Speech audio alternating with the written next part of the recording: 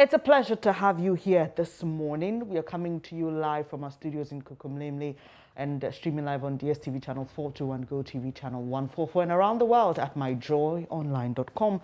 The details now. President Akufo-Addo has set in motion processes to determine whether or not Chief Justice Kwesi Anini-Abuah should be removed from office. Now, this follows a petition by pressure group Alliance for Social Equity and Public Accountability, ASSIN, demanding the removal of the Chief Justice. Now, head of our research desk, Raymond Akwa, joins me with more on this story. Raymond, run us through the events that have gotten us to this point. So first, we know that the allegations started with specifically a land case which was filed by JoyNews ARTHUR, the chief, who was the plaintiff against Ghana Telecom Limited and also Lands Commission. Now, he had accused Ghana Telecom and Lands Commission of actually encroaching and erecting a mast on the land belonging to his family. They paid him some $16 million in damages, and later on, a decision was challenged by the defendant at the Court of Appeal, that's the Ghana Telecom. Now, that case was led to the Supreme Court case. Oyedom recruited a lawyer. His lawyer was Kwesi Appiah, who is the subject of the allegations against the Chief Justice. So Oyedom accused his own lawyer of taking some amount of money, including $300,000 and $100,000 as ways and means to secure a favorable decision in the appeal filed by the Ghana Telecom case at the Supreme Court. Of course, we know that the Supreme Court is the highest court of the land. In fact, he also claimed that after collecting the $100,000, the lawyer, Mr. Appiah's attitude changed. And he came to the decision that indeed the lawyer is not using the $100,000 as enough money to secure him the judgment required at the Supreme Court. The lawyer then refunded some amount, $25,000, but Oyedom asked the General Legal Counsel, that's the disciplinary committee of the General Legal Counsel, to direct the lawyer to refund the money and also deal with him. But the lawyer, in his response, this is where it gets interesting, said the Oyedom told him that he had already paid, that the Chief Justice had demanded $5 million to influence the case in his favor, and that he, the lawyer, couldn't have taken money to go and influence a case where the Chief Justice is alleged, according to the lawyer, to have claimed some $5 million from Oyedom, a statement he says Oyedom made to him in this particular case. So that is where the allegation came from. Basically, when that came out, the Chief Justice did two things. First, he petitioned the CID and also petitioned the General Legal Counsel. He dismissed and refuted the claims completely. And after those petitions, then there were other responses because other names were also mentioned. Oyedom came out to say that he had never told the gentleman anything like that as a lawyer. Again, the lawyer insisted that he would prove his case before the General Legal Counsel and he would not be cowed. Now, then the petition came from ASSIN. So ASSIN in their petition referenced the claim that has been made by the very gentleman, that is the lawyer Kwesi Appiah, who himself is saying that he was told, Nana Ojedom Obranu Kwesi Atta told him, the lawyer, that the Chief Justice had demanded a bribe of $5 million. So that was the crux of the matter. In fact, ASSIN believes that this is in violation of Article 146 and that it should be activated. So he petitioned STRAJ and also petitioned the President of the Republic of Ghana. So it was this petition to the President which got the response that we have now from the Office of the President that they are working on it. So in effect, it is basically saying that they have acknowledged the undated petition in respect of the matter that is invoking Article 146 for the removal of the Chief Justice, and to inform them that the President has, in accordance with 1466, commenced the appropriate processes subsequent to being petitioned for the removal of the Chief Justice. Raymond Akwa, grateful that you could run us through those events. Raymond Akwa is head of research here at JoyNews. Martin KPEBU is a lawyer and he joins the conversation via phone. Thank you so much for your time here this morning, sir. So the Chief Justice, when this allegation came up, petitioned the CID and the General Legal Counsel. Now we are hearing from the presidency that a certain probe will be put in place, or motions to get that probe have been put in place to determine if the seater should be removed from office. Now the question is, if the CID is able to establish a matter of criminality against the Chief Justice in its probe, won't that be enough grounds for the president to remove him from office if he is found guilty? Why the need for another probe? Yeah, well, I'm not, as for need for another probe, it's not my judgment call. To the extent that ASEPA has put in the, for now, let me call it application or the petition, so far our jurisprudence, the practice is showing that the president has no discretion in the matter. If somebody requests, then the president has to set in motion the necessary process. So this one, because it's a citizen that has triggered the process, well, that's a democratic institution for ourselves. Yes, and I can see also that it's going to be, what do you call it, dividing the Chief Justice attention, because you see that he would have a divided attention. CID is going to it, then this other process is being triggered. You say, so that's going to be a problem. And, well, it's unfortunate. I'm sure being Chief Justice and very experienced, and he know how to handle it. So in other institutions, usually people will suggest that when a head is a subject of an investigation, they either step aside while the investigations continue so that the issue can be looked into without any supposed interference. You talk about the Chief Justice attention being divided, but do you see a situation where his actual daily activity may be affected? Oh, definitely. I mean, without doubt, what is going to happen is that with this at 146 procedure that has been triggered, that's with the petition that the ASEPA has.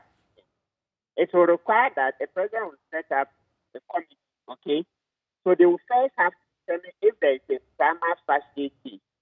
So that is to say, to determine whether this is a case we should go into fully.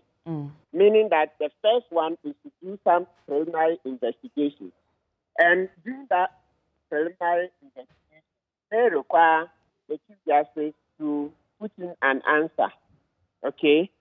So for now, let's say, yes, call it some response. If it's not an answer, I'm being careful because, some of the listeners may be lawyers, and so if you use the word answer, it's a technical term in certain respects. So let's say put in a certain response, because we first have to determine if this is something we should deploy all the resources to go into. And also, this preliminary part is to make sure that not any frivolous petition will engage the attention of the full committee and all the resources required. You say. So this is usually just the first part of it.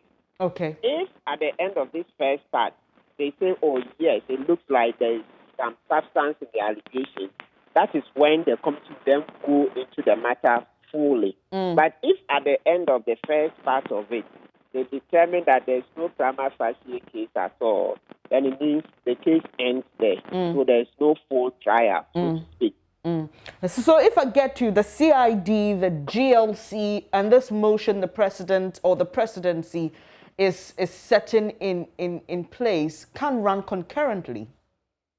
Yes, yes. And let's remember that the three of them are aimed at three different aims.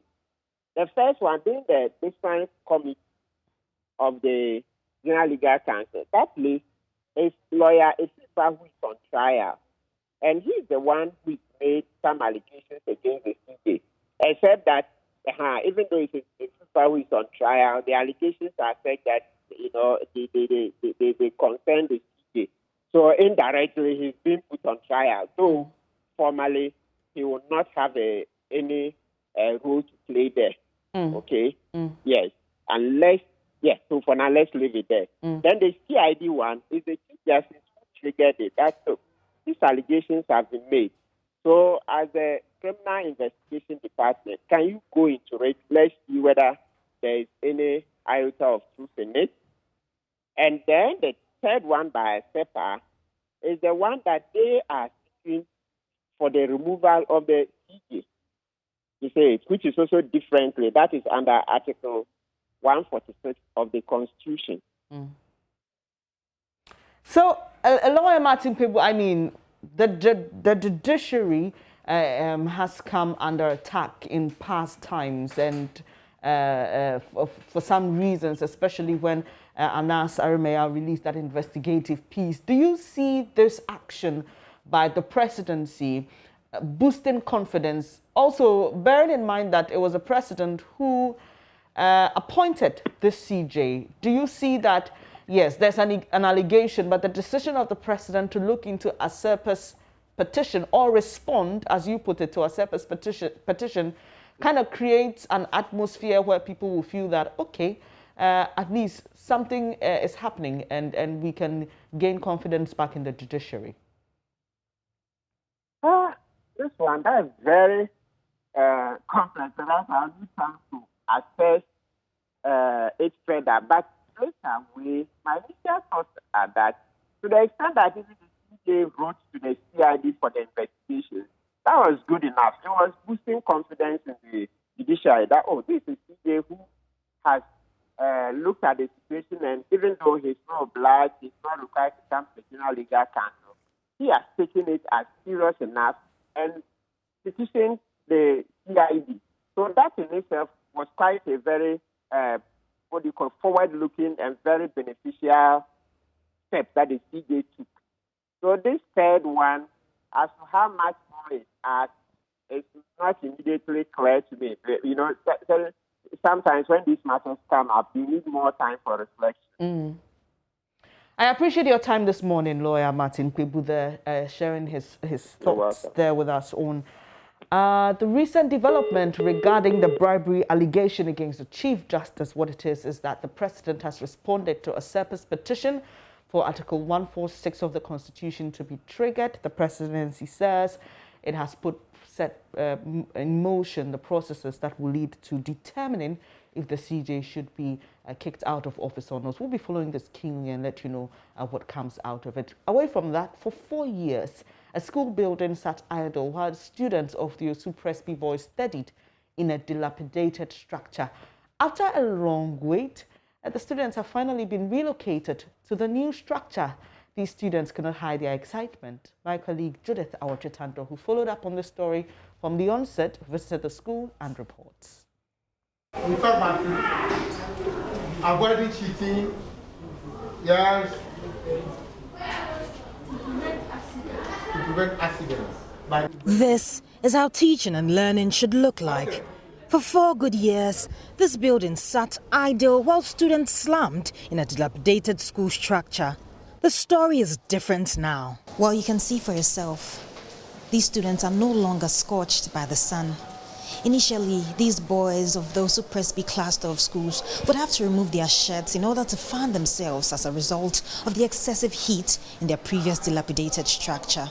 But now things have changed. After constant reportage on the bad nature of their school, these boys have finally been moved into a fully furnished structure. When we were there, the sun was coming into our class, then we have heat, no fresh air.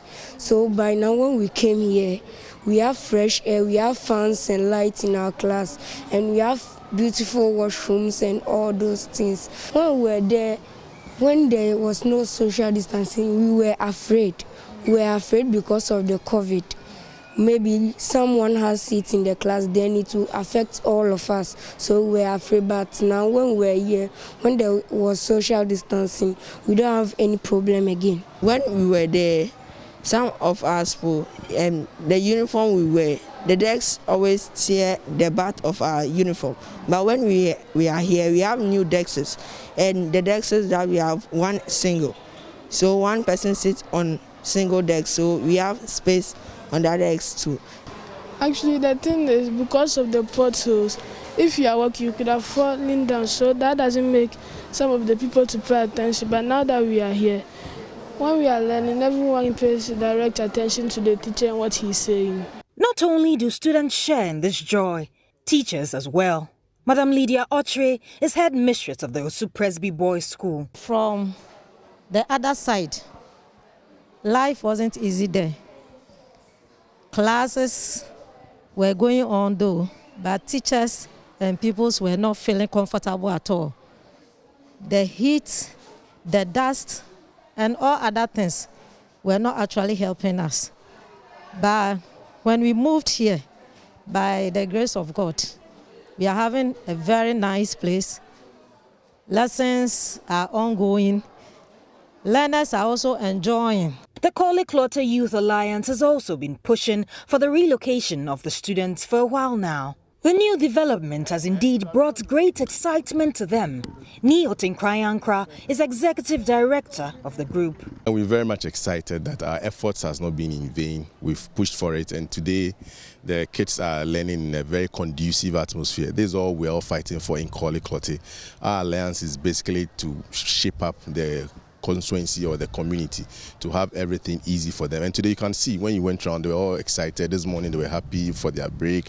They were happy in the classroom. They've had new chairs. They've had everything. So we'll say, well, I thank everybody that puts in their efforts, especially the municipal chief executive. Although students of the Osu Presby Boys School have been moved into the new building, other students within the cluster still remain in the previous structure. Municipal Chief Executive for the Korle-Klottey Municipality, Ni Ejeteria, who spearheaded the movement, however told JoyNews that more work needed to be done, like the provision of potable water. Because there was no water and also at a point no electricity, all these things need to be sorted. And that is what we have done now. So now, once the concrete platform is matured enough for the water to sit on, and I believe that is sometime next week, all the children can move into the school now. Well, some officials and beneficiaries of the new structure had something to say to JoyNews. We are grateful to JoyNews. We even saw the pictures you took the other time, and I was shocked. I said, wow, how can a lady climb up a car for our sake? Yes, we are grateful to you. We hope that you continue to do this good work to help all those who are in need. Indeed, there's a lot to smile and scream about. Judith Chitando, JoyNews. Really exciting story over there. To some other stories now. The Volta region tops them all once again. Its Regional Coordinating Council has emerged #1 in the latest Local Government Service Performance Report. The monitoring and verification exercise was for the year 2020 based on the Local Government Services Performance Contract of 16 Regional Coordinating Councils and 260 Metropolitan Municipal and District Assemblies, MMDAs. My colleague Daniel Dazi has been going through the document and joins me in the studio with more. So Daniel, you've been going through this 337-page report. First, walk us through the objective of the exercise. Bennett, first of all, it was to monitor and verify the annual performance of these regional coordinating councils and the metropolitan, municipal and district assemblies across the country. Now, this performance is really based on the annual performance evaluation report, which is derived from the performance management contract that the regional ministers sign with the regional coordinating directors, and the MMDCEs sign with the coordinating directors at the metros and the municipalities. It's also to gather feedback, really, for the performance contracts themselves. And so run us through the rankings first for the Regional Coordinating Council. Okay, so let's begin with the Regional Coordinating Councils as we ask. Like you said earlier, the Volta Region Coordinating Council topped them all. Felix B. Chaha, who's pardon me, I was reading from the top districts, pardon me, yes. But if you go to the regional coordinating councils, the best one is the Volta region, and the worst one, unfortunately, is the Western North region. and the OT region is the second worst one. So, of course, they looked at the best regions, the best performing regions, and the worst performing regions. Yeah. And there's also a breakdown for MMDAs. Yes, the MMDAs, as I was mentioning earlier, from the Bono East region, in Kranza North is actually the best in the country. Yes, Chief Francis is the coordinating director there. Gan West here in the Greater Accra region. Ifija Kwabre North in the Ashanti region. Then there's Tema West in the Greater Accra region. Kwehu West, they gave 10. Kwehu West, Ladade Kotopon, Brim Central, Ablekuma West, Trifu, Eti Mokwa, and Kasena Nankana West in the Upper East region. So just a cursory glance, you see that 4 of the top 10 districts are from the Greater Accra region, 2 from the Eastern region, 1 from the Central region, 1 from the Bono East, and then 1 from the Upper East region. Daniel Dazi there running us through some of the details of that report. Well, we've got the Volta Regional Minister, Archibald Lecha, to have a discussion on this. Also, Dr. ATO ARTHUR, who's the head of the local government services, also is on. But we'll start with Dr. Archibald Lecha. What do you think worked for your regional coordinating council? Thank you very much. And good morning to all your viewers and listeners. I think what worked for us is the teamwork and supervision. They were the key indicators that worked for us. We set an agenda for ourselves as a team, and we signed a performance contract. I signed it with the coordinating director, and that became our Bible for us to work with. To make sure that we went according to all the key performance areas, and also looking at the key performance indicators, we made sure that we follow them as we had tasked ourselves to do. And so you must be obviously really excited about this. But what's the future for the RCC in the Volta region? What more are you looking forward to doing? What we're looking forward to doing is to make sure our assemblies perform better, because our first assembly happened to be number 59 on the at the national level. And it will be our goal this year, 2021, to make sure that at least 7 to 10 of our assemblies are in the top 50, or when the assessment of 2021 is done in 2022. Yeah, you've been ranked the top regional coordinating council, but I'm sure there are some challenges that you're dealing with. Do you mind sharing any of those with us? Something that the regional coordinating council has been working on, but still not very successful at the moment. Yeah, the challenges are generic. We have some challenges with resources to improve on our monitoring of the assemblies. We're supposed to do monitoring visits to the assemblies every quarter, and we do that religiously. And if we are able to get more resources, we'll be able to do much better. When you say resources, what exactly do you mean?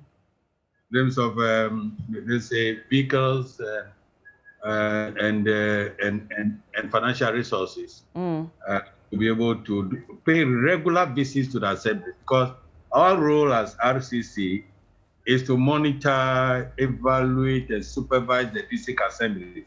So we should be paying very regular visits to them to make sure that they are doing what they are expected to do. That is very important. All right, Dr. Lecha, I'll come back to you shortly. Please hang in there. And let me bring in head of the local government service, Dr. ATO ARTHUR, who's also on the program. Thank you so much, sir, for joining us. First off, what kind of briefing did your team provide? For which reason the Volta Regional Coordinating Council placed at the top in this particular assessment? Yeah, thank you very much for having me this morning. And let me take this opportunity to say hi to all your listeners. The Volta Regional Coordinating Council, as said by the regional minister, signed a performance contract. The regional minister signed a contract with the regional coordinating director representing the entire staff. This makes performance a shared responsibility. And there were 4 key performance areas: general administration, human resource management, financial management and reporting, and services. These are the 4 KPs, the key performance areas. And within these key performance areas are key performance indicators. And as said by Dr. Lecham, under services, for instance, how many times did the RCC, go to the assemblies by way of monitoring? They are supposed to be doing that once a quarter.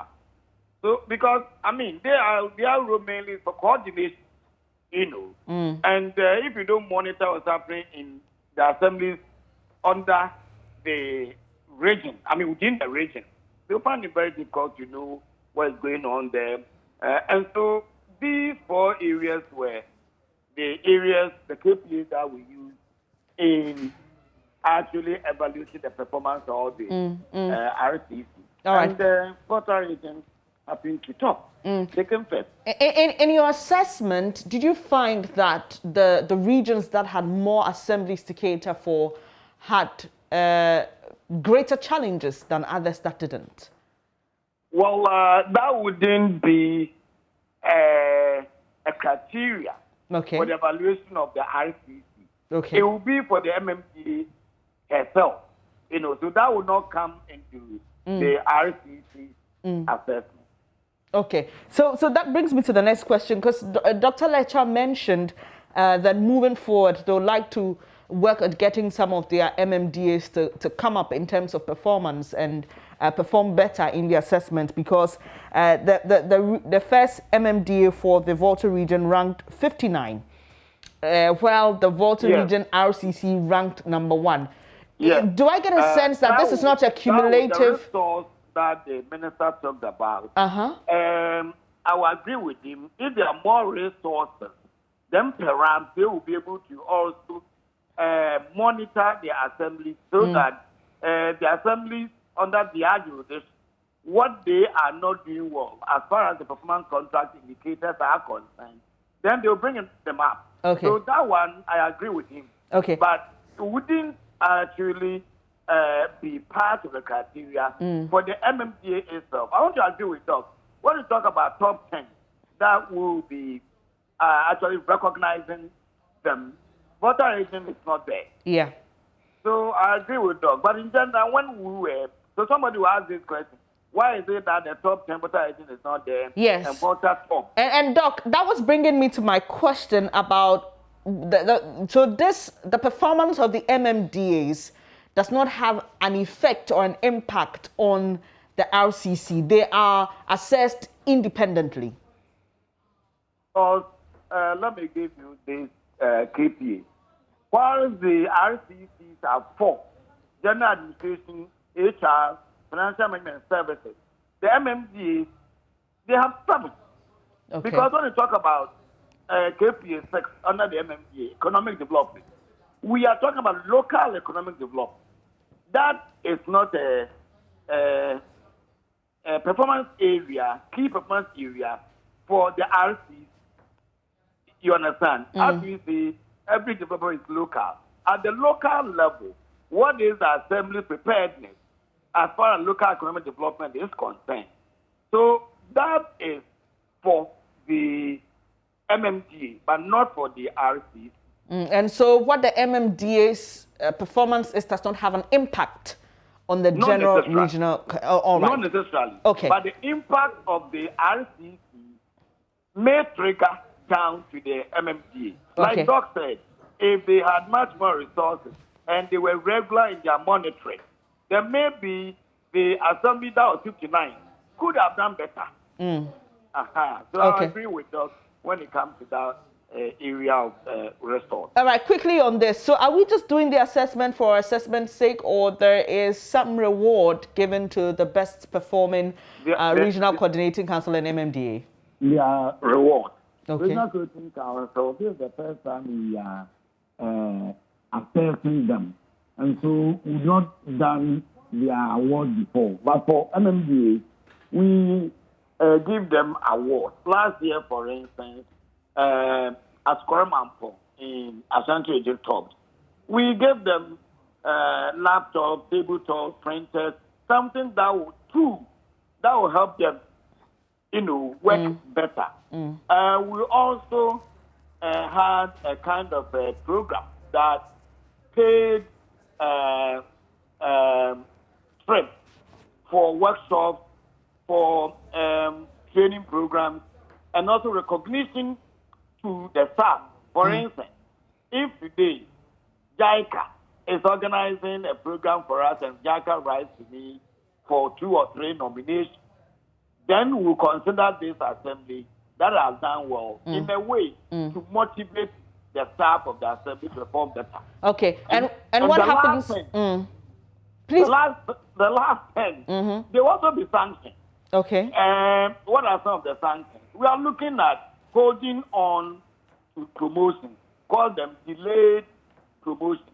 Otherwise, you just promote the person and sitting down there, they are not doing anything, then it's not good for us. Also serve as a deterrent to others. That look, if you don't perform, then you will not have your promotion at the time that you should have the promotion. We should let them also know that we are accountable, both downward and upward, accountable to our people. Upwardly accountable in the sense that government has, through the District Assembly Common Fund, transferred money to you. How did you use the money? Okay. At the local level, you are collecting property rates. You are collecting taxes from people. What are you using this money for? And so if nothing is being seen at that level, people find it very reluctant to pay. And so we need to reprimand some of these staff at the lower level. That is the last 10 assemblies who, that is from 251 to 260. They will be reprimanded. Possibly if the council approves. Okay. Some could even be suspended. All right. Doc, just this quick one before I go to Dr. Letcher. So do you do your assessment also based on available resources? And are there any recommendations that you make to government? For example, in some of the MMDAs you visit, you realize that, like Dr. Letcher said, their work could be improved if they had A, B, C, D. Do you make any recommendations to government? Yes. When it comes out that is a major challenge, definitely we'll do that. But look at this. Volta becoming first as far as the RCTs are concerned.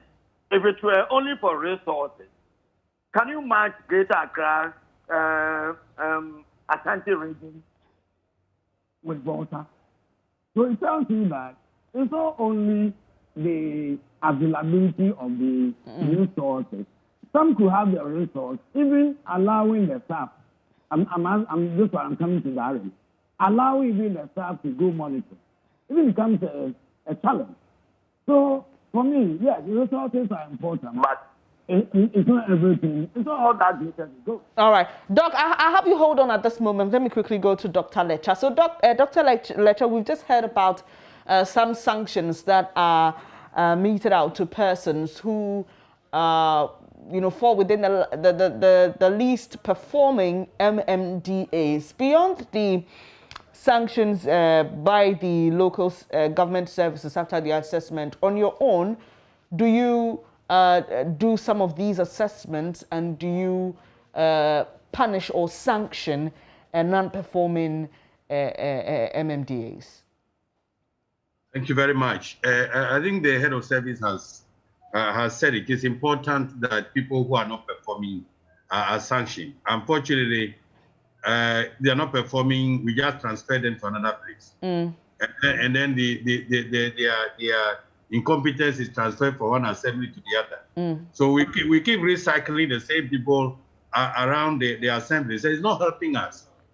So there should be a way that the local government service would address that, and I know that the head of service. But as the regional minister working with the RCC, do you have the power to do so, or even write to the head of the local government services and say, look, our own assessment has shown us that ABCD assemblies aren't working well. We recommend that they be sanctioned. Do you have the power to do that? Yeah, yes, we have the power to do that. We have to write to the head of service, and then most of the time action is taken. But I'm worried about the transfer. I think that people should go for refresher training, and we should help them to up their game rather than just moving them from one assembly to the other. But the head of service, of course, will have no power over the MDCs. Those ones are supervised by the president himself. So we make recommendations to the president, and the president takes appropriate action. But when it comes to coordinating directors, they are under the authority of those of us at the RCC, the coordinating director here, and also the head of service. So we make recommendations to head of service, and most of the time, appropriate actions are taken. All right. Thank you so much for your time, Dr. Archibald Letcher. Let me just wrap up with you, Dr. Nana ATO ARTHUR. It appears that the coordinating councils for some of the new regions, like the Northeast, the Western North, and UT regions, performed abysmally. What would you say accounted for that? Well, I wouldn't generalize it. Okay. If you look at the RC, Savannah region is a new region, isn't it? Yes. Blue East is a new region. But Savannah region was second. Ahafo is a new region. Ahafo was seventh. You see, so Western North didn't do well. OT didn't do well. But look at the Eastern region. Is it an old region? Look at Ashanti region, 12. Eastern region, 13. The 14th is Northeast, 15th Western North, and then 16th OT region. I wouldn't want to say that because they are new. So okay. If we're using that, then why did Savannah become second? You see? So, but let me say this. Dr. Letcher was talking about transfers. Yes. Within the sub, let me say, we will call it posting. You can't use posting as a form of sanction. When you listen to me, I didn't add anything like posting. Okay. What we also be doing, like Dr. Letcher was trying to actually bring, we will be pairing the last 10 with the top 10 so that the top 10 will learn from the last 10 will learn from the top 10. What did they do right? Then the last 10, what did they do wrong? So that the top 10 can share best practices. So going forward, we wouldn't always be having the same 10 becoming the last 10. That is what we intend doing. I appreciate your time this morning. Dr. Nana ATO ARTHUR is head of local government services. They're giving us some more details on an assessment of regional coordinating councils and MMDAs. You're watching News Desk with me, Benis. Thank you very much. Lansa. Coming up shortly in business, the Speaker of Parliament, Alban Babin, is calling for cool heads to prevail over the trade impasse between Ghana and Nigeria. Darrell Kwao has details in a moment.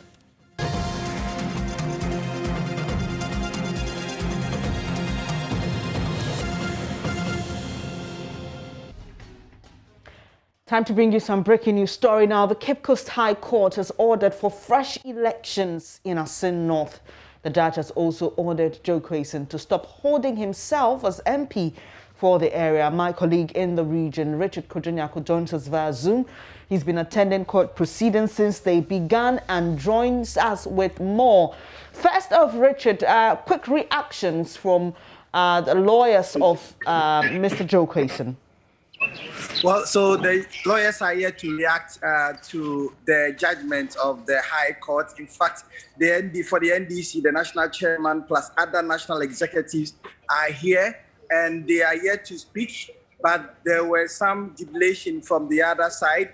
They felt that the ends of justice have been served.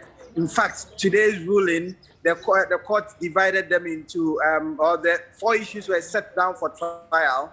The first one was that an issue was raised against the capacity of the applicant, Michael Nkumanimfa, but the court overruled it. The court said that so far as he is a resident hailed from that place, then it means that the original jurisdiction of the court has been properly invoked. And then there was also a challenge on the applicability of that particular challenge in court. And then the court again said that, well, once the elections have been conducted by the Electoral Commission and then the results have been declared, then that particular challenge is very competent, and so the court will not disturb it. And then they moved on to the next issue, whether the Electoral Commission erred in going about its duties. The court said that, well, it is trite law that when the Electoral Commission is conducting its elections, the court will not interfere unless there is an illegality or an unconstitutionality. That is where the court's jurisdiction would be invoked. On the matter of Article 94, that became the bone of contention. And when it actually kicks in, the court said that the ASSIN MP's case was destroyed when he presented the renunciation certificate. The renunciation certificate had 26th November 2020. So that was some few days to the December elections. But the Electoral Commission also opened nomination between the 5th and 9th October. So at the time of filing, Mr. Joe Kwesi, according to the court, was not qualified and so was not properly placed to contest that particular election. The court also went on further to say that it would be erroneous and it would be a scar and a blot on Ghana's legal jurisprudence should they allow this to stand. And so it would be a cancerous tumor in Ghana's elections if Mr. Joe Kwesi is allowed. So at the time of filing, he held 2 citizenship. In fact, some facts were laid bare that Mr. Joe Kwesi went to Canada in 1983, and then in the early 1990s, he secured his citizenship, and since then has been working for the Canadian the Canadian government. And so if he has applied for his renunciation, the mere application does not mean that he has indeed renounced his citizenship. In fact, it is when he received the communication or the approval from the Canadian authorities that, in fact, today he is not a Canadian citizen. It is that time that his dual nationality kicks in. And so we are done. The court just gave the consequential orders and the declaration that fresh elections have to be conducted in the ASSIN constituency because certain constitutional and statutory provisions were breached by the ASSIN MP, Article 94(2)A, and then other provisions as well. And so a cost of 40,000 has been awarded against the ASSIN MP as well. So we are here at the principal of the court, the national chairman, as well as members of the NPP. They are here. They are about speaking to the media. So we are waiting for their reactions and we'll bring their reactions to our audience. Definitely, Richard. But it's been quite an interesting court journey. Run us through it. Well, okay. So, Benis, this started when Mr. Joe Kwesi contested the primaries. And so there were issues about his legibility, but it was dealt with within the internal party politics of the NDC. And then on the between 5th and 9th of December 2020, 5th and 9th October, the Electoral Commission opened nomination, and so he filed to contest. But when he filed to contest, there was a petition from the constituency by some concerned youth urging the EC to disqualify him. The EC invited Mr. Joe Kwesi to respond to the issues that have been raised in the petition. So the EC said, well, he could go ahead and contest because when there are other issues bordering on legality as to whether he qualifies or not, it would be brought before the court. And so that's exactly what has been done. So he went ahead to campaign and then he won. But before the campaign, before the elections, on the 26th, the renunciation certificate was received by Mr. Joe Kwesi. And so he said that he applied for the renunciation certificate in December 2019. And so the approval came on November 26, 2020. And so that is where the approval came. And according to the court, it is when the approval came, that is when he was deemed to not have another citizenship apart from Ghana. So it's been a long legal battle, capacities with respect to the person that filed the matter in court, and Michael Ankman is a resident of ASSIN North. And so it's been on and on. The ASSIN North Member of Parliament has changed about 3 lawyers. The first was Mr. Kujuga Adawudu. The second to hold the fort was Mr. Abraham Amalaba. And then lawyer Justine also held the fort. They went to the Supreme Court yesterday. And the Supreme Court, they went there ostensibly to quash the decision of the High Court that prevented them from having oral submissions, but rather written submission. Let's also place on record that when the courts in Cape Coast asked for the written submissions of the various parties, the MPs' lawyers never filed their written submissions, but that of the Electoral Commission and the petitioner, they filed their written submissions. And so that must be put on record. And so today, when the matter came up, the judge addressed that it should have been so. They should have filed their written submissions, and then the issues would have been put in the proper perspective. But that would not tie his hands in going ahead with the judgment. And so here we are. So the journey so far has been thus. And so what's the general mood? I know we are yet to hear from the NDC chairman, but what are you picking from, especially the residents who are now going to be faced with the by-election? Well, so if you just suppose this one with the interlocutory injunction that was issued, or the order by the court on the 6th of January, you remember perfectly to Mr. George Achikwesim from holding himself as a member of parliament. It brought about a lot of controversy, brouhaha in parliament because of the numbers, the plus and minus numbers in parliament. At that time, the crowd here was very, very thick. The residents came here in their numbers. They chanted songs and all of that. But it is conspicuously absent today. It appears as if people anticipated that this was going to be the end result of this particular case. And so we had the police very thick as usual when the matters come up like this. And so they are here. But it is only the party national executives and the regional executives that are here. But I have not really seen a lot of the residents from ASSIN North who came to give their support to their member of parliament on the 6th of January. That of celebration from the other side. And then here, that of the NDC camp, they appear to be thinking about what to do, the next step to make. Yeah, Richard Kojonyako is our correspondent in the Central Region. We'll be getting back to him shortly when we are able to pick reactions from the court. But we would also try and reach a lawyer for some questions to be answered on this particular incident. If you're just joining us, the breaking news story is that the Cape Coast High Court has ordered for fresh elections in ASSIN North and has also ordered Mr. Joe Kwesen from holding himself, barred him from holding himself as MP for ASSIN North.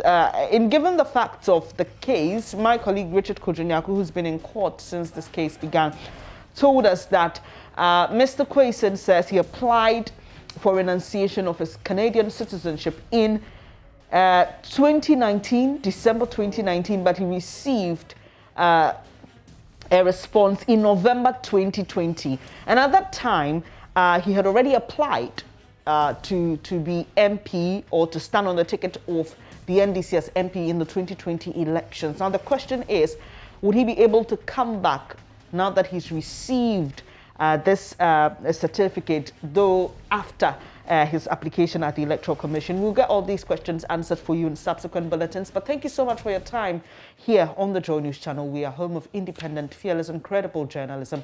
I am Bernice Abubedu-Lansa. Apologies we couldn't bring you business and sports because of the breaking news story. But head to myjoyonline.com for everything news. Up next is Joy News Interactive with Mapito CBD. Do stay.